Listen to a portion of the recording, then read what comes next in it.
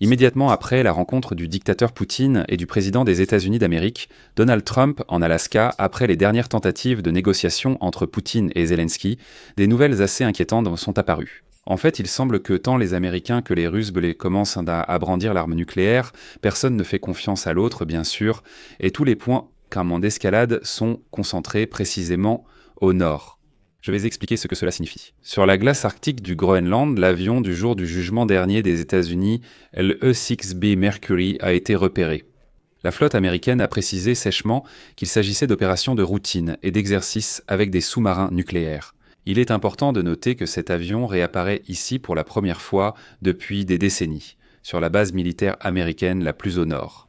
Ces mêmes jours, le North American Aerospace Defense Command annonce avoir dû, pour la 5e fois en une semaine, faire décoller des chasseurs pour intercepter un avion de reconnaissance russe Al-20 dans la zone d'identification de défense aérienne près de l'Alaska. Les avions de reconnaissance russes volent désormais très activement près de l'Alaska pour une raison inconnue. Et là, une intrigue apparaît. Quel est donc ce nœud arctique ? Les Américains vérifient pendant que l'appareil russe, vous savez, teste la limite de la défense américaine. Essayons de comprendre cette histoire, car, en résumé, les Américains déplacent soudainement un avion du jugement dernier.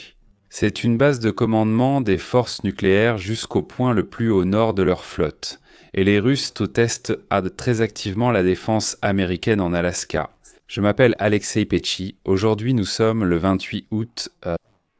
Nous allons maintenant tout passer en revue dans l'ordre. Mais avant de commencer, je vous demande de vous abonner à cette chaîne, de mettre un like, d'écrire n'importe quel commentaire et surtout de vous abonner à ma chaîne Telegram Petchy News. Le lien se trouve dans la description de cette vidéo. Commençons par Mercure. Ce n'est pas un bombardier, ce n'est pas un avion espion.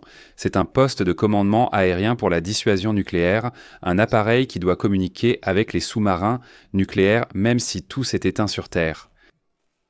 Patuquik a reçu une brève réponse de la marine américaine. La flotte du Pacifique confirme que le E-6B effectue des opérations de routine et des exercices avec des sous-marins nucléaires. Eh bien, pour le dire en langage courant, il s'agit d'une vérification standard de la dernière liaison de communication. Mais l'endroit rend cette routine tout de même exceptionnelle, car l'avion du jour du jugement dernier est déplacé vers la base de Patuquik. C'est le point le plus au nord. C'est un poste américain d'où l'on couvre à la fois l'Atlantique et toutes les routes arctiques. Pour un tel appareil, le Groenland est un point rare où cet avion s'arrête, et c'est précisément pour cela que ce déplacement a été remarqué. L'avion du jour du jugement dernier n'était pas venu au Groenland depuis bien longtemps. Maintenant, la deuxième moitié de l'image qu'il ne faut pas perdre de vue. Près de l'Alaska, l'île 20 russe entre dans une zone de danger. La reconnaissance de la défense aérienne s'effectue dans le ciel international, où tout le monde est déjà surveillé. Et donc le North American Aerospace Defense Command enregistre plusieurs épisodes rien que la semaine dernière. Le 24 août, ils ont détecté et suivi un Il-20, ils ont fait décoller un E-3 des F-16 et un KC-135. Le 26 août, même schéma, même Il-20. En parallèle, Stars and Stripes résume. L'Il-20 russe est entré dans la zone d'identification de la défense aérienne et les avions ont été obligés de décoller pour l'intercepter.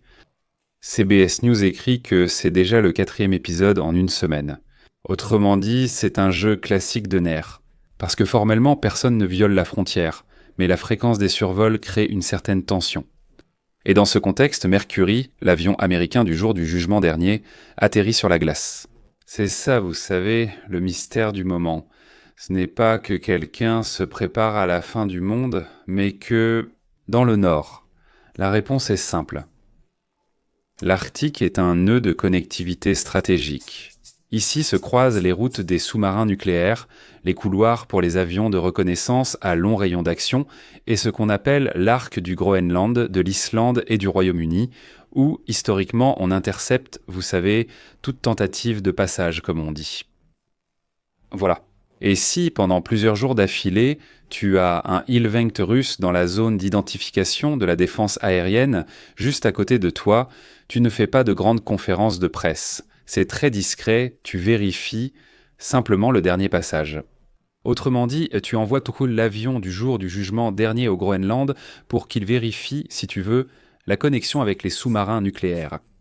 Il faut vérifier la stabilité de la retransmission, l'interaction avec les stations sur la glace, etc. C'est ça, le but du soi-disant déploiement de routine de l'avion E6B BV5. Maintenant, expliquons-le en termes simples. Qu'est-ce qu'une zone d'identification aérienne ? Ce n'est pas le territoire des États-Unis, mais une zone tampon dans le ciel international où chacun doit s'identifier. Donc si tu entres dans cette zone, tu dois clairement dire qui tu es et pourquoi tu es là.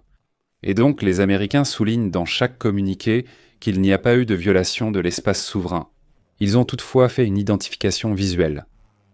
Pour cela, ils ont fait décoller des F-16, déployer un E-3 et assurer la couverture avec des ravitailleurs KC-135KS. Formule utilisée depuis les années 2010, mais répétée plus souvent récemment.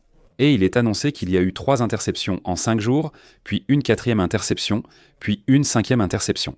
Et évidemment, cela devient très étrange. Cela signifie que les militaires américains de service sont actuellement en mode alerte fréquente sur leur radar. Ils voient en 5 incursions d'un avion de reconnaissance russe en 1 semaine. C'est pourquoi la vérification arctique des communications américaines devient une mesure préventive, non un spectacle. Qu'est-ce que tout cela signifie pour l'Ukraine et l'Europe ? Eh bien, vous savez, c'est quelque chose de très utilitaire, c'est la confiance des alliés. La Maison-Blanche évoque de plus en plus la pression économique plutôt que la guerre mondiale ces dernières semaines. Donald Trump a affirmé privilégier la pression économique sur la Russie à une guerre mondiale. L'Europe débat publiquement des garanties de sécurité pour l'Ukraine. J'ai déjà expliqué leur fonctionnement. Et une telle architecture, repose sur une condition simple, l'arrière stratégique, le soutien stratégique doit être sécurisé et l'Arctique fait partie de ce soutien. Quand le dernier câble vers les sous-marins est vérifié, là où il fait froid, bruyant, et ainsi de suite. Tout le monde peut alors respirer plus facilement et éviter de jouer des muscles inutilement. C'est pourquoi l'avion IEB-6 à Petukike concerne cela, non pas l'escalade mais la fiabilité. Pour être clair, je vais citer les 2 parties, brièvement et concrètement. Donc, la flotte américaine dit que l'avion IEB-6 effectue des opérations de routine et des exercices avec des sous-marins nucléaires. Le réseau d'alerte et de défense indique avoir détecté et escorté un Il-20 dans la zone d'identification de défense aérienne, mobilisant un E-3 des F-16 et un KSI-135. Ces 2 phrases résument « Les Américains surveillent le périmètre, les Russes testent les réactions ». Il est préférable pour tous que cela reste une routine froide plutôt que des gros titres brûlants. Mais il faut y prêter attention. Eh bien, imaginons un instant dans les limites du réel, qu'est-ce que les Américains vérifient exactement dans le Nord ? Premièrement, c'est l'horreur, la stabilité de la communication avec les sous-marins nucléaires dans les conditions de l'ionosphère arctique. C'est quelque chose qu'on ne peut pas simuler en Oklahoma, où il y a aussi une base militaire. Deuxièmement, c'est le temps de réaction. C'est essentiel car il y a le North American Aerospace Defense Command et des alliés comme le Royaume-Uni, le Groenland et l'Islande sur l'arc. Il faut donc déterminer qui décolle, combien, dans quel ordre, quels avions, qui assurent la couverture jusqu'au ravitaillement, comment s'organise l'échange de pistes et la communication, etc. Troisièmement, c'est un signal aux destinataires, c'est-à-dire aux Russes, que tout fonctionne dans notre nord, que nous pouvons nous occuper des sanctions et des garanties sans discuter des gros boutons. Comme le dit Trump, nous ne voulons pas de 3e guerre mondiale, mais il vaut mieux vérifier. Si demain un Il-20 russe passe à nouveau, la réponse sera tout aussi ennuyeuse. Nous l'avons détecté et escorté, aucune violation. Cette stabilité demeure dans la monotonie. Pourquoi est-il important de le souligner maintenant ? Parce qu'en parallèle, il y a une turbulence politique. Certains en Europe rêvent d'une paix rapide, d'autres à Moscou vendent une percée imminente, et à Kiev, malheureusement, il y a des alertes aériennes, parce que les Russes continuent de frapper l'Ukraine. Dans ce contexte, toute faille dans la cohésion stratégique offre aux populistes un argument pour affirmer que l'Amérique est trop préoccupée par ses propres affaires pour s'occuper de l'Ukraine. Comme vous le comprenez, les Russes n'envoient pas leurs Il-20 sans raison. Elle est plus proche de la frontière avec l'Alaska pour que les Américains disent « Quelle Ukraine, les Russes sont déjà à notre porte. Devons-nous vraiment nous en occuper ?» Ainsi, le déploiement de l'avion du jugement dernier américain au Groenland agit comme un antivirus discret face à cette rhétorique. Cela ne demande ni briefing, ni conférence de presse, ni déclaration. Il suffit d'une confirmation de la marine et de quelques communiqués laconiques, et tout rentre dans l'ordre.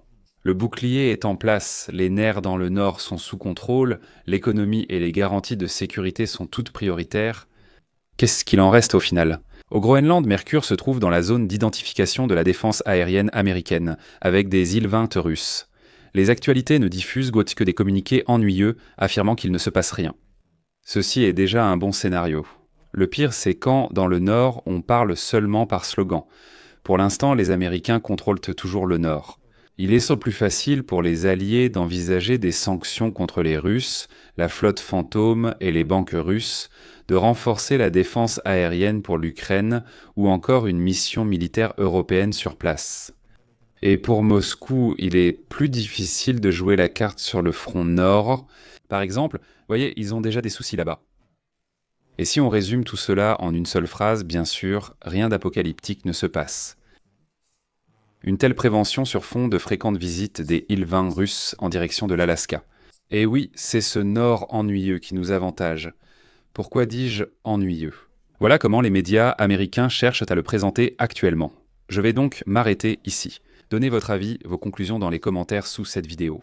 Abonnez-vous à la chaîne, cliquez sur la cloche et n'oubliez pas de mettre un like. C'est tout pour aujourd'hui. À bientôt, prenez soin de vous.